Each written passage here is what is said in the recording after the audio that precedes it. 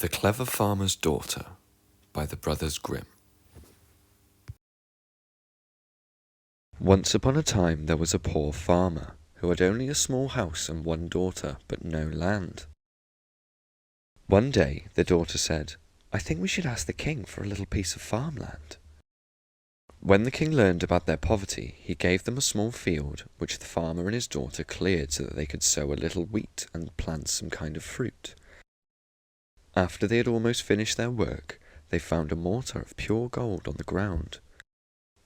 "Listen," said the farmer to his daughter, "since the king was so gracious to us and gave us this field, we ought to give him this mortar in return." But the daughter didn't agree, and said, "Father, if we give the mortar without the pestle, then we'll have to find the pestle as well. I think we'd better off if we kept quiet about the whole thing." However, the farmer didn't listen to her. He took the mortar, carried it to the king, and said that he had found it on the heath. Now he wanted to offer it to the king in his honour. The king took the mortar and asked the farmer if he had found anything else. "No," replied the farmer. Then the king asked him about the pestle, and told him to bring it to him. The farmer replied that they hadn't found the pestle, but that was like talking to the wind. He was thrown into prison, where he was to stay until he produced the pestle. The servants brought him bread and water every day, the usual fare in prison, and every day they heard the farmer sighing, "Oh, if only I'd listened to my daughter! Oh, if only I'd listened to my daughter!" Finally, the servants went to the king and told him how the prisoner kept crying, "Oh, if only I'd listened to my daughter," and how he refused to eat and drink. The king ordered the servants to bring the prisoner before him, and he asked the farmer to tell him why. "Why do you keep sighing? Oh, if only I'd listened to my daughter."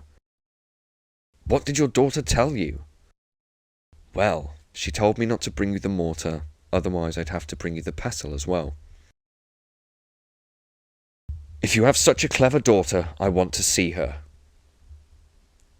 So she had to appear before the king, who asked her if she really was so clever, and said that he wanted to give her a riddle to solve, and that if she solved it, he would marry her.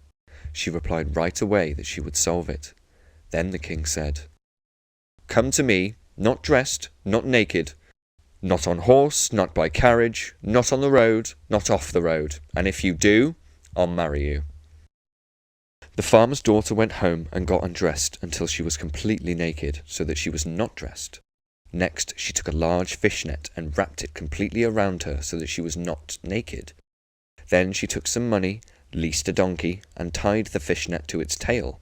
The donkey had to drag her along so that she neither rode nor drove, and since the donkey had to drag her along the wagon tracks, only her big toes could touch the ground, so that she was neither on nor off the road. Thus, when she appeared before the king this way, he said she had solved the riddle and that had fulfilled all conditions. He released her father from prison, took her as his wife, and ordered her to look after all the royal possessions. Now some years went by, and one day, when the king was out reviewing his troops, a group of farmers happened to stop in front of his castle. They had been selling wood, and some of the wagons were drawn by horses, others by oxen.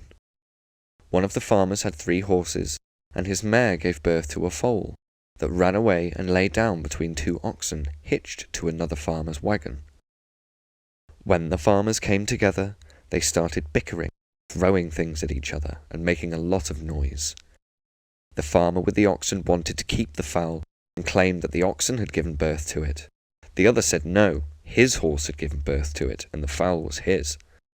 The quarrel was taken before the king, and he declared that wherever the fowl had laid itself down, there it should stay. So the farmer with the oxen got to keep the fowl, even though it didn't belong to him. The other farmer went away, wept and grieved over his fowl. However, since he had heard that the queen came from a poor farmer's family and was compassionate, he went to her and asked whether she could help him get his foal back. "Yes," she said, "but you must promise not to tell that I've helped you. Now, here's what you have to do. Early tomorrow morning, when the king goes out to review his guard, you're to place yourself in the middle of the road where he has to pass. Bring a large fish net with you and pretend to fish with it. You're to keep fishing and shaking the net as though it was full." Then the queen also told him what to answer when the king questioned him. The next day the farmer got up and went fishing on dry land, and when the king rode by and saw, he sent his messenger to ask the foolish man what he was doing. "I'm fishing," he replied. When the messenger asked how he could be fishing without water, the farmer answered, "If 2 oxen can manage to give birth to a fowl, then I can manage to catch a fish on dry land." The messenger brought the farmer's answer back to the king, who summoned the farmer and said he knew that the farmer had not thought up the answer himself. The king wanted to know who had helped him with the answer, and he'd better confess right away. But the farmer refused to talk and kept repeating, "May God help him if he hadn't thought up the answer himself." So they laid him down on a bundle of straw, beat and tortured him until he confessed that the queen had given him the idea. When the king returned home, he said to his wife, "I no longer want you as my wife. Your time is up. Go back to the farmhouse where you came from." However, he granted her one last request. She could take the dearest and best thing that she could think of with her, and that was to be her parting gift. "Very well, dear husband," she said. "Your wish is my command."